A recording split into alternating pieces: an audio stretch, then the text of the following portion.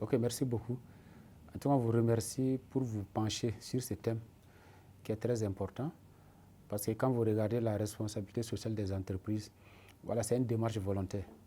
C'est une démarche volontaire qui, de plus en plus, voilà, permet aux entreprises de mesurer leurs performances économiques et leur solidarité sociale.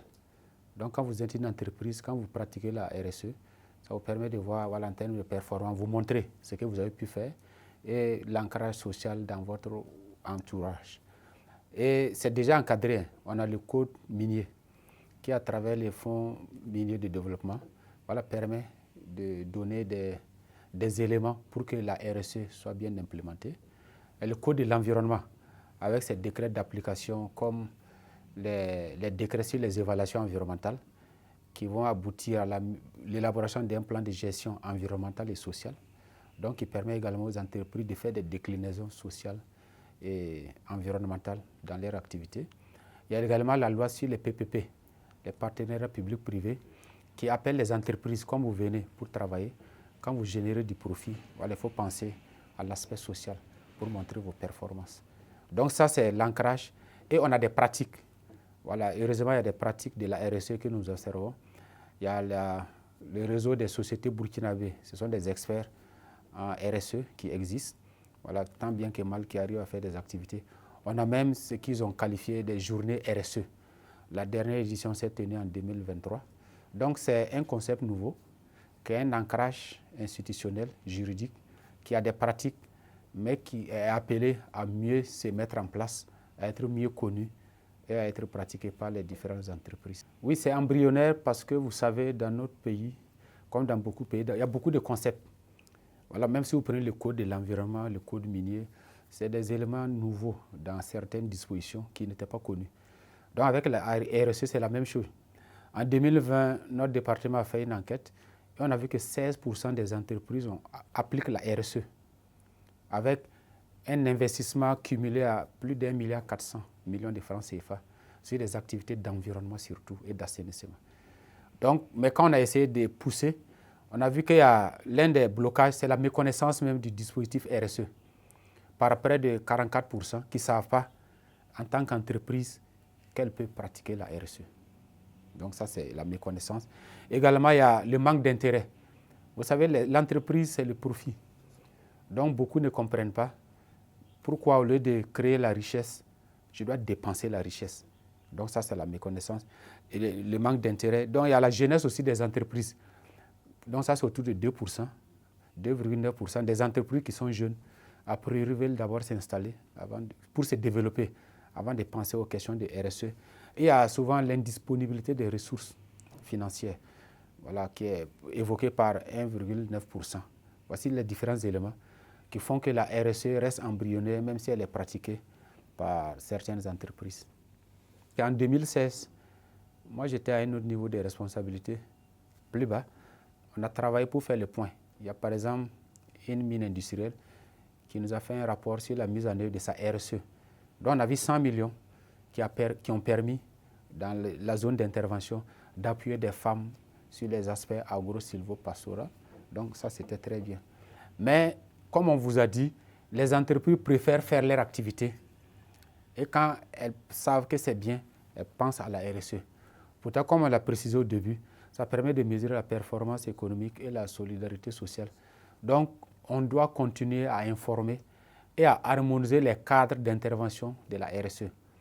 Pour que la RSE marche, il faut que les entreprises interviennent selon la politique nationale, selon la vision en cours dans leur secteur d'intervention.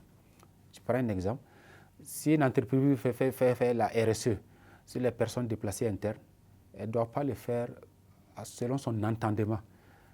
Elle doit le faire selon le gouvernement, le ministère en charge de l'action humanitaire, quelles sont ses priorités, quelles sont ses zones d'intervention et s'enraciner dans cette disposition-là.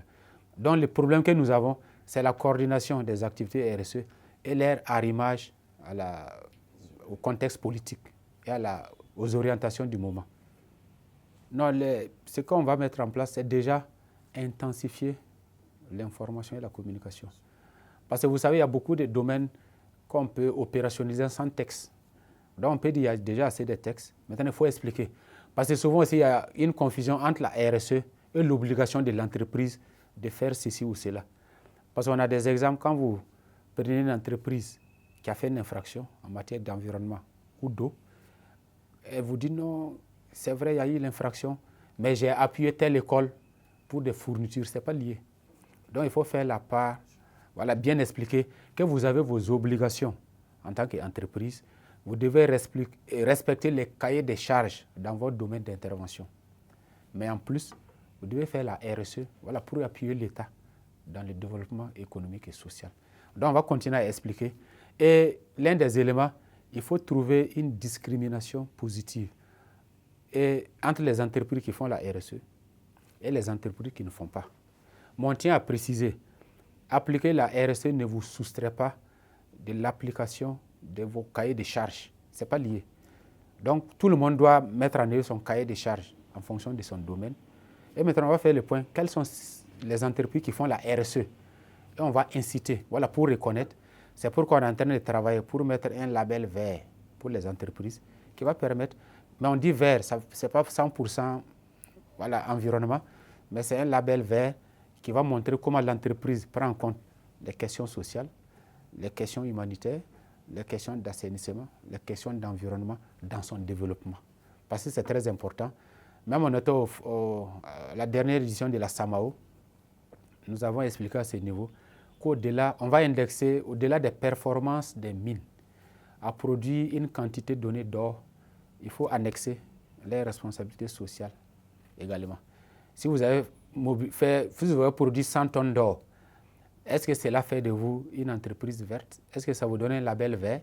Parce qu'il faut que ce soit corrélé pour que votre production de richesses s'arrime avec votre ancrage social et votre participation à l'épanouissement des populations. Non, on vous a parlé de coordination. En fait, le service régional, c'est un maillon. Quand vous partez dans les 13 régions du Burkina, maintenant 17, maintenant dans ces régions-là, il y a partout un service régional de la préservation de l'environnement. Il y a un service régional sur les questions d'eau et d'assainissement. Il y a un service régional des eaux et forêts. Vous pouvez continuer. Si vous partez à la direction régionale de l'action humanitaire, il y a un service régional. Chacun travaille de manière éparse. Donc c'est contrasté parce que les actions ne sont pas coordonnées et il n'y a pas un portage clair au niveau plus élevé pour dire voici comment la RSE doit se faire et voici comment chaque maillon doit intervenir pour qu'on capitalise à la fin. C'est pourquoi on vous a parlé d'organisation. En fait, chaque entreprise fait comme elle peut et chaque service apparemment fait aussi comme il peut. Donc, ce qui fait que ce n'est pas très opérationnel. Et quand on va arriver à ce qu'on appelle label vert et autre chose, ça va harmoniser les pratiques et favoriser la pratique de la RSE. Non, la RSE, comme je l'ai dit, on va trouver des mécanismes pour communiquer officiellement avec la voix du gouvernement sur les priorités du gouvernement.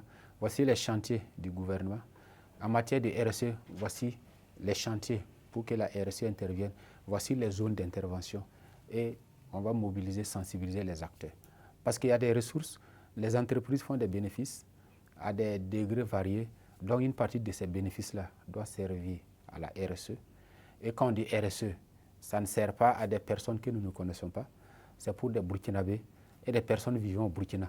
Donc il faut coordonner l'action pour avoir un impact très fort selon les orientations.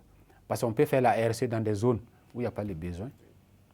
Pourtant, il y a des zones où il y a les besoins. Donc, on va faire ce travail de cartographie et d'intervention ciblée.